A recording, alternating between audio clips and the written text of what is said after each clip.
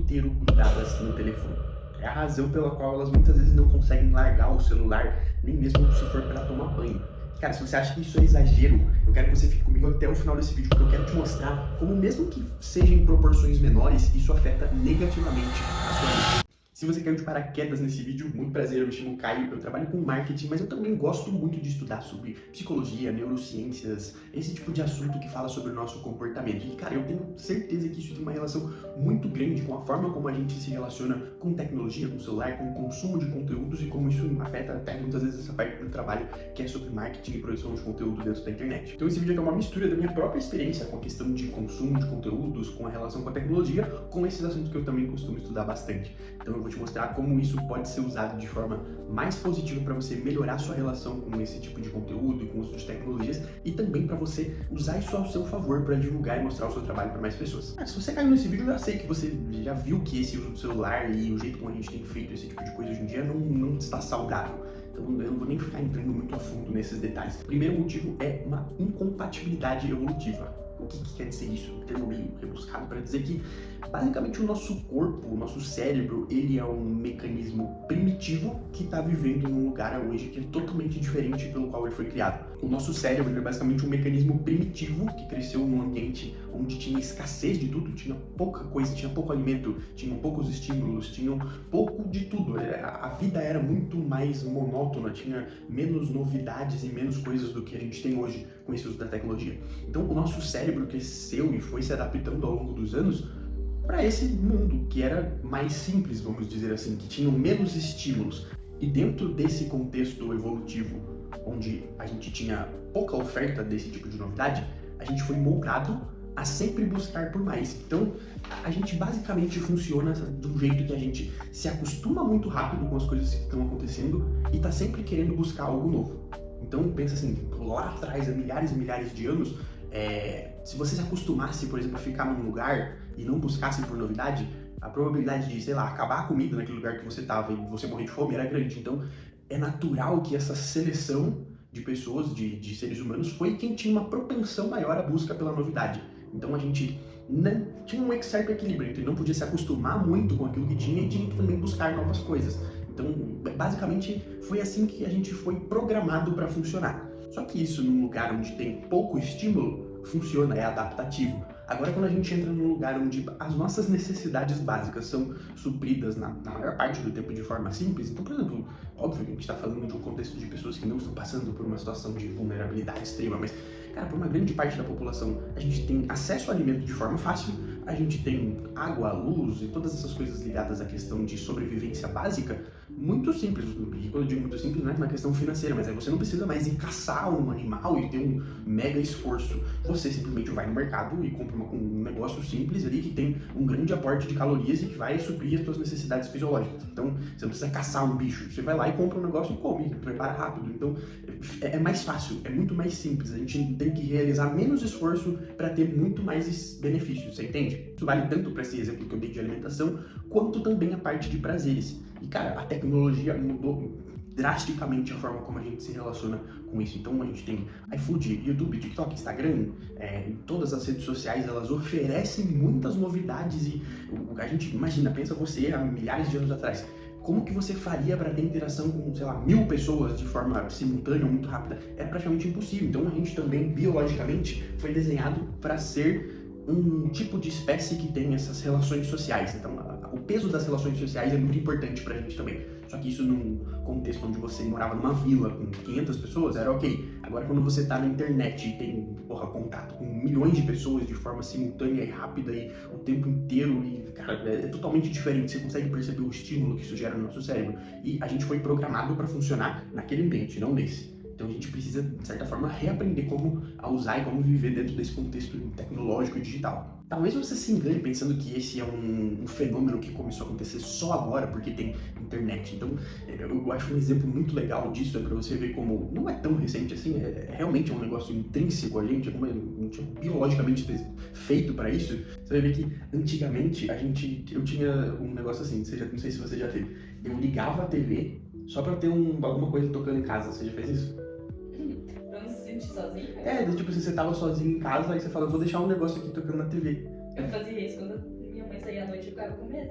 Mas você tem uma sensação de estar tendo algum contato com alguém. A gente não gosta a gente tem uma incapacidade de lidar com o tédio. Porra, você não vai conseguir ficar parado assim, olhando para um vazio sem ter reação ou uma interação com nada. É difícil lidar com o tédio. Então a gente estava o tempo todo criando mecanismos para que a gente tivesse a sensação de estar tendo algum contato, de estar tendo alguma interação.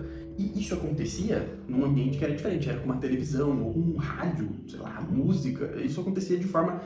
meio que sempre aconteceu, só que num ambiente que era muito mais controlado, vamos dizer assim. Então, de certa forma, a gente sempre agiu assim. Só que qual que é a diferença de hoje, pro contexto de tecnologia que a gente tem, para alguns anos atrás? É que a gente tinha 3 grandes barreiras que dificultavam o acesso a esse tipo de estímulo. O primeiro deles, e acho que é o principal, era uma barreira física. Então, se você quisesse assistir TV, ou se você quisesse mexer no computador, você tinha que parar tudo o que você estava fazendo e sentar em frente ao computador. Então, a gente tinha um CPU, lembra aquele CPU branquinho? Tinha na tua casa? Aquele branquinho, aquele branco que fica tudo amarelado assim? Aquele era o computador da época, aquele computador branquinho com um monitorzão de tubo, assim. Esse era o dispositivo que a gente tinha para acessar a internet. Então, assim, se você quisesse ir no banheiro, você tem que parar de mexer no computador e ir ao banheiro.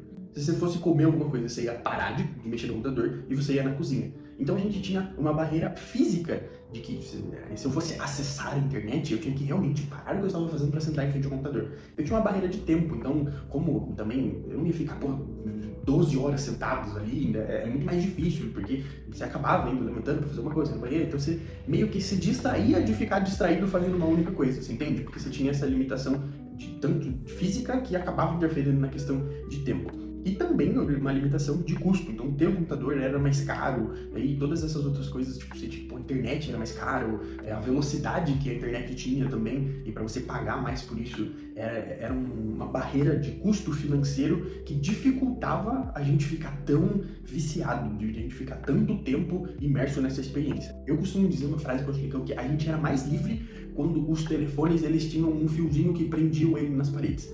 Que aí eu acho que o celular ele muda a forma como a gente lida com a tecnologia, cara, pra sempre, assim. Tipo, hoje em dia você vai estar em qualquer lugar que seja da sua casa, na rua, andando no ônibus, em qualquer lugar que você esteja, você vai estar consumindo conteúdos, você vai estar fazendo, recebendo algum tipo de estímulo. E é justamente nesse ponto onde mora a maior virada de chave de como a gente se relaciona com a tecnologia e com o consumo de conteúdo. E antes que esse vídeo pareça que seja um negócio meio apocalíptico, catastrófico, falando de como a tecnologia vai acabar com tudo, eu acredito que a gente vai passar por um processo de adaptação de como a gente consome conteúdos. Então, como se fosse uma analogia, assim, tipo, com o fogo. Cara, quando o ser humano descobriu o fogo, foi uma ferramenta que possibilitou a gente, cara, de várias coisas, tanto de aquecer, de iluminação, de você preparar alimentos, e, cara, é como a questão de você cozinhar os alimentos mudou o aporte calórico que a gente tinha, por isso a gente conseguiu se desenvolver mais como espécie, então, tipo, foi uma ferramenta incrível.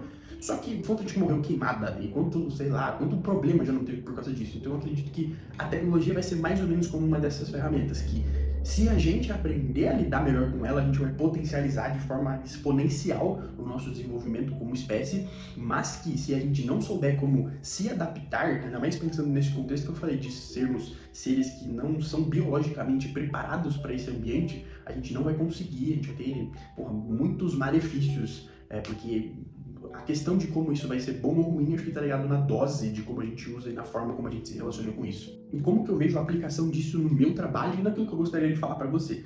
É que, cara, tem 2 indústrias que chamam os seus clientes de usuários. A primeira é a indústria de drogas e a segunda é a de redes sociais. Então, cara, basicamente, na minha visão, a internet funciona num princípio de que se você não está sendo a pessoa que produz ou que gera algo, você é a pessoa que está consumindo. E o consumo desenfreado, aí nesse ponto, eu acho que ele equivale de certa forma como se fosse esse paralelo com a indústria de drogas, assim, porque se você consome sem pensar, sem raciocinar sobre aquilo que você está fazendo, cara, vai ser algo muito prejudicial para você.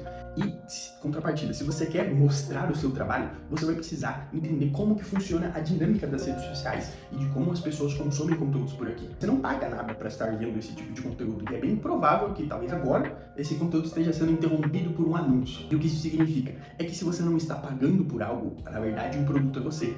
Então, a grande forma de como as redes sociais e de como o YouTube e outras plataformas elas monetizam e como eles ganham dinheiro é justamente fazendo esse comércio de atenção. Então, eles pegam produtores de conteúdo, pessoas que estão fazendo algo que capta a atenção das pessoas para poder exibir anúncios. É basicamente assim que a grande maioria das redes funciona. Todas elas, Instagram, TikTok, YouTube, LinkedIn e cara, qualquer outra rede social que você esteja vendo.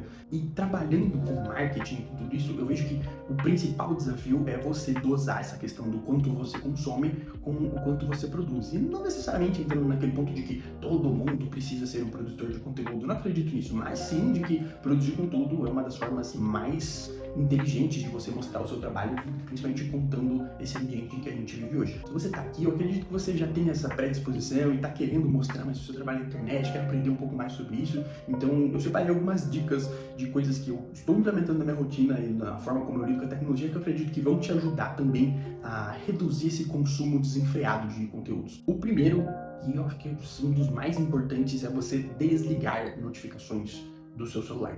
Mas você fala, meu Deus, mas e se alguma coisa muito grave acontecer, como que eu vou ficar sabendo? A questão é justamente essa, se alguma coisa muito grave acontecer, cara, alguém vai dar um jeito. Então, sei lá, desliga as notificações de WhatsApp e de... WhatsApp não, talvez acho que você dê, né? Porque WhatsApp às vezes você trabalha. Mas em redes sociais, cara, eu desligo todas, de Instagram, Facebook e e-mail, essas outras coisas, porque eu acredito que se alguma coisa realmente urgente acontecer, alguém vai parar e vai me ligar. Porque aí você fala, mas eu preciso, poxa, cara, a probabilidade disso te distrair mais vezes do que necessariamente ele te informa com alguma coisa importante é gigante. E aí esse é o problema, você tá o tempo todo recebendo um estímulo. Então você vai, pô, vou focar, vou trabalhar aqui. Aí vai aquele barulhinho só. Vou colocar o barulhinho na edição e fazer.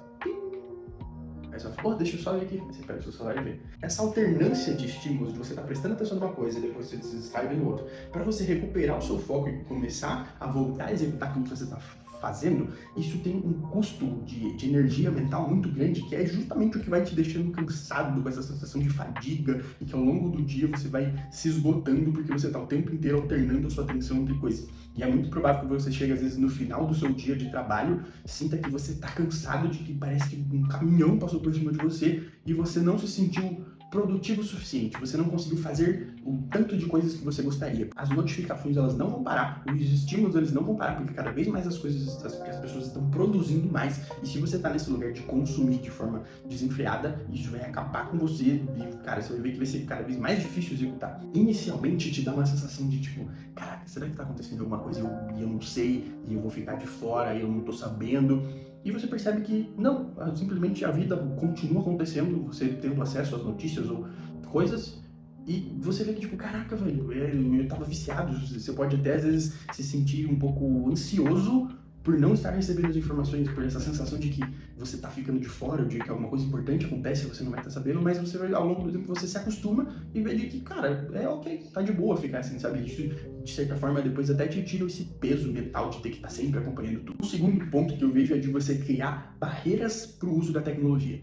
Então, a gente está acostumado a consumir conteúdo, a ficar vendo coisas no celular, de estar com esse excesso de estímulos, notificações e coisas, e é muito difícil você comparar uma atividade chata de ser feita, seja alguma coisa do seu trabalho, ou estudo, alguma coisa que você tem que fazer, com consumir conteúdo, que é um negócio muito mais atrativo e que gera uma recompensa imediata. Então, é importante você criar uma barreira física, porque, cara, você vai se distrair. E a questão é de que talvez você continue se distraindo com outros tipos de coisas, mas se você, por exemplo, deixa o seu celular em outro cômodo, se você pega e programa que você vai ter um momento de 40 minutos de foco, e você fecha o seu WhatsApp, o seu Instagram e todas as outras coisas e tenta, naquele momento, ficar 100% focado no que você tem para fazer. Você vai ver que pode até ser que você se distraia, mas a probabilidade de que seja muito menos do que com o celular aqui do seu lado é maior. Então você precisa pensar em criar essas barreiras para o uso da tecnologia, que isso vai te facilitar você sair desse estado de consumo excessivo. E o terceiro, e de certa forma ele complementa esse segundo, é de você se forçar a fazer atividades que são, entre aspas, entediantes. Que são coisas que você tem que demandar uma energia muito grande para começar, para fazer, como ler um livro, estudar, como fazer atividade física, essas coisas que assim, você precisa sair daquele estado de inércia, é difícil começar, mas que são coisas que vão ser benéficas para você. Então, a gente às vezes até tem, tipo, agora a inteligência artificial tem todas as informações do mundo, por que eu preciso ler alguma coisa? É justamente por isso, porque se você acostuma o seu cérebro de que você não precisa mais internalizar nenhuma informação, de que tudo tá lá, você vai se acostumar a ter tudo sempre fácil. E eu acredito que nos próximos anos, a maior diferenciação entre as pessoas não vai ser mais técnico, porque com tudo técnico ele vai estar disponível de fácil acesso para todo mundo, mas é essa questão emocional, essa questão comportamental de como você consegue lidar com o tédio e com esses desafios da vida. Então, se exercitar, ler um livro, esse tipo de coisa que é chato de fazer, ele vai ser mega importante para você. Inclusive, falando sobre leitura, tem uma recomendação que foi um dos melhores livros que eu li na minha vida, que é o livro Nação Dopamina. Basicamente, esse livro ele fala sobre o equilíbrio entre prazer e sofrimento. É mais ou menos isso que eu tô te falando aqui.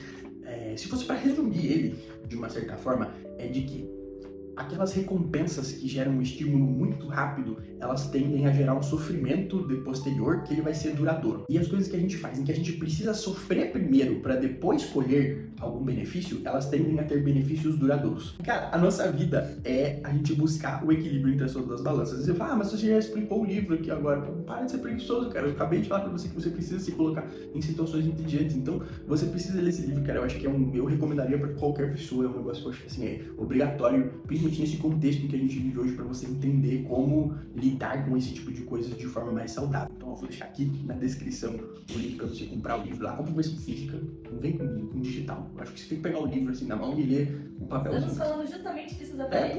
Sai do celular um pouco, cara. Você já vai entender o porquê que eu tô te falando isso. Então você vai ver, cara, leia esse livro que, é a melhor indicação que eu poderia te dar sobre isso. Quando a gente tá falando sobre marketing, sobre conteúdos, às vezes a gente tem a sensação de que, tipo assim, eu sei que isso está sendo ruim para a humanidade e as pessoas estão virando um zumbi na frente do celular e eu vou ter que contribuir com isso, eu vou ser a pessoa que vai gerar mais conteúdo e que vai viciar as pessoas ainda mais. E aí eu acredito que entra o nosso lance de fazer um trabalho ético. Se você tem algo importante para passar para as pessoas dentro da internet, se você acredita que você tem uma mensagem, o seu trabalho pode gerar um benefício para as pessoas, cara, é quase que uma responsabilidade de que você deveria ser a pessoa que está mostrando isso para elas dentro da internet. Porque se não tiver pessoas boas como você, mostrando o seu trabalho, ensinando algo de valor, as pessoas que têm uma mensagem de merda vão estar falando bosta na internet e as pessoas vão estar consumindo esse tipo de coisa. Então, se você não se propor a fazer diferente, vai ter um monte de gente consumindo coisas ruins. E aí a gente precisa saber como lidar com esse jogo, que é meio que enganar as pessoas de forma ética. As pessoas, elas não querem o processo de transformação, elas querem o resultado. Então, emagrecimento. Ninguém quer. Você fala, você tem que ir na academia, tem que se alimentar e fazer tudo isso. Porra, chato pra cacete, tá ligado? Ninguém quer passar por um processo. Agora, você fala, cara, você quer ter um abdômen assim, você quer viver bem, papapá, toda aquela parte bonita. Aí todo mundo se interessa por isso. Quando eu falo sobre você enganar as pessoas de forma ética, é basicamente esse princípio de que você precisa oferecer o que as pessoas querem e depois entregar aquilo que elas precisam. É quase que um processo educativo de você assim, tipo, mostrar, ei, você quer chegar lá, mas você mostra o destino de onde a pessoa quer chegar e depois você vende que tem uma viagem de 12 horas até chegar lá, entendeu? Tipo, a maioria dos trabalhos, das coisas, eles têm um processo para acontecer que não é bonito. E às vezes o nosso problema é que a gente quer vender a parte chata, sendo que as pessoas, elas se interessam muito mais se a gente mostrar os resultados que elas poderiam ter. Óbvio que você não precisa fazer isso de um jeito que engane elas ou de que prometa coisas que elas não vão poder alcançar, mas você precisa sim aprender a lidar, porque a concorrência que você vai ter dentro da internet, dentro desse mundo digital hoje, é justamente com hiperestímulos. E se fosse para trazer dicas práticas, eu diria que você precisa aprender a fazer alguns clickbaits, que é de você prometer um negócio. E tem uma linha tênue, assim, de você tentar ir no máximo de algo que prometa algo grande e que você dê conta de entregar, é claro. Esses dias eu fiz um experimento no meu Instagram, que eu coloquei assim, cara, hoje o café foi especial, eu fiz um blend de grãos aqui que chegou numa combinação de sabores diferentes e tal. Então, nossa, que legal, nossa, ele tá fazendo um blend de café. Aí eu falei, ou eu posso contar de um outro jeito, que é, tinha um resto de um café com o resto de outro café, porque tinha sobrado só um pouquinho de cada um, eu misturei os dois e deu um sabor legal. Então você percebe que eu contei a mesma história de dois jeitos diferentes, só que um é muito mais atrativo. Se eu falar que eu fiz um blend de cafés, nossa, eu gourmetizei, eu fiz uma experiência toda diferenciada, e eu posso falar assim, eu misturei 2 grãos. Você fala, pô, que bagulho chato, não tem nada demais. Então, você precisa aprender a como contar histórias sobre o seu trabalho de um jeito que seja mais atrativo. Outro ponto que você precisa entender, sabendo que as pessoas estão consumindo conteúdos de um jeito doentio e meio desenfreado, é que você precisa abordar essas pessoas em diferentes contextos. Então, qual que é o problema? Às vezes a gente quer fazer um mega conteúdo super elaborado e já ensinar tudo que ela precisa, sendo que a atenção é cada vez mais curta, é cada vez mais superficial. Então, o que eu sugiro que você faça é de que você divida os seus conteúdos em duas instâncias que seriam conteúdos curtos e superficiais, e depois você coloca um conteúdo longo. Então, por exemplo, você produz um Reels, você vai estar dentro do Instagram falando um post mais simples, um videozinho curto, mas sempre tentando direcionar a atenção dessa pessoa para um lugar onde você consiga entregar algo um pouco mais elaborado para ela. Então, por exemplo, um vídeo como esse aqui dentro do YouTube vai ter um alcance menor do que comparado a um Reels, que seja muito dinâmico, que tem um contexto ali que seja um negócio meio viral, assim. Só que a atenção das pessoas em um Reels, que por mais que ele tenha um pico de visualização muito grande, é muito mais baixa do que as pessoas que estão aqui dentro do YouTube ou estão consumindo um conteúdo mais longo, um curso, uma aula, ou algo que a pessoa realmente tenha contato. Seja sincero, quantas vezes você lembra dos vídeos que você assiste no Reels, você fica o dia inteiro passando, e você não se relaciona com o criador daquele conteúdo. Você simplesmente passa, acha engraçado, acha legal e vai pro próximo. A qualidade da visualização dessa pessoa que passou 20 minutos com você é muito maior do que você ter, sei lá, por exemplo, você teve 100 mil visualizações no vídeo curto e 1.000 visualizações, 10 mil visualizações no vídeo mais longo. E o terceiro ponto que eu falo pra você é de que precisa ter uma personalização. Então, cada conteúdo por conteúdo, a pessoa vai encontrar em qualquer lugar. Se ela quiser algo técnico realmente, ela pesquisa no Google, ela vai jogar no ChatGPT. Então, a gente precisa usar esse lance de ter um clickbait de um jeito que seja mais atrativo para essas pessoas, para que pareça mais sexy na hora dela acessar, e de que não seja um conteúdo extremamente técnico, extremamente chato. Você precisa sim passar os seus valores pessoais, as coisas que você acredita, mostra um pouco da sua vida, equilibra um pouco desse lado profissional e técnico com valores, com coisas da sua vida pessoal, porque você gera um relacionamento. Eu acredito que esse é um ponto onde você consegue ter uma qualidade de visualização muito melhor, você vai ter um relacionamento melhor com as pessoas que te acompanham, elas vão gostar de você por ser quem você é, e não simplesmente você ser mais um dentro da internet, entende? Tem uma frase pra mim, que se a gente for falar sobre marketing, assim, ela basicamente resume o que eu acredito que seja o marketing bem feito. Você já ouviu? As pessoas farão qualquer coisa por aqueles que encorajam seus sonhos, justificam seus fracassos, acalmam seus medos, confirmam suas suspeitas e os ajudem a atirar pedras em seus inimigos. Então, cara, a internet funciona desse jeito meio polarizado e todo mundo pensa em si mesmo. Então, quando você produz um conteúdo, você produz para o outro. Você precisa atender às necessidades do outro e não necessariamente as suas. Por isso que eu falo daquele negócio que você precisa oferecer aquilo que as pessoas querem e só depois entregar o que de fato elas precisam. Porque é como se assim, a pessoa quer resolver o problema e não tomar um remédio. Então o remédio é a parte chata, a solução você entrega depois de que você gerou desejo, de que você mostrou para ela de que você tinha algo que poderia encorajar ela a alcançar os sonhos delas, ou que ia justificar os fracassos. Então, cara, essa frase para mim, ela resume de forma muito bem explicada o que é você fazer marketing de um jeito, cara, legal, assim, que se conecta com as pessoas. Então nesse vídeo você conseguiu ver algumas dicas para que você consiga equilibrar essa questão entre você ser um produtor e um consumidor de conteúdo e algumas premissas que vão ser importantes de você aplicar dentro do seu modelo de produção de conteúdo, da forma como você se comunica com as pessoas aqui na internet, para que seja mais atrativo, para que você consiga criar um relacionamento mais profundo com a sua audiência. Eu tenho um costume aqui no canal, que é de não ficar me dando like. Eu não vou ficar assim, curte aqui, se inscreva, adicione o favorito, clica no sininho. Então, eu acredito, se você chegou até aqui, você já tá quase no final do vídeo, você gostou, cara, você deve ter achado legal. Se você realmente gostou desse conteúdo, você vai deixar um curtir e eu não vou ficar pedindo muita coisa não. E eu já vou recomendar um outro conteúdo, porque eu acho que vai fazer muito sentido com tudo isso que a gente falou, que é de que você precisa dominar várias habilidades dentro do contexto do digital para você realmente criar a sua conexão com as pessoas. Às vezes a gente aprende assim, eu preciso aprender a fazer vídeo, preciso fazer isso. Cara, eu acho que existem um conjunto básico de habilidades que você precisa dominar se você realmente quer conversar de um jeito mais profissional e de que realmente se conecta com as pessoas aqui dentro da internet. Então, eu vou deixar aqui, ou aqui, eu nunca vou colar aqui, vai ter um vídeo aqui para você clicar, que são de habilidades que todo profissional que quer usar o marketing dentro do digital precisa dominar para você fazer sucesso, explorar e pá! Então assiste aí, ó. Um beijo no coração, a gente se vê na próxima.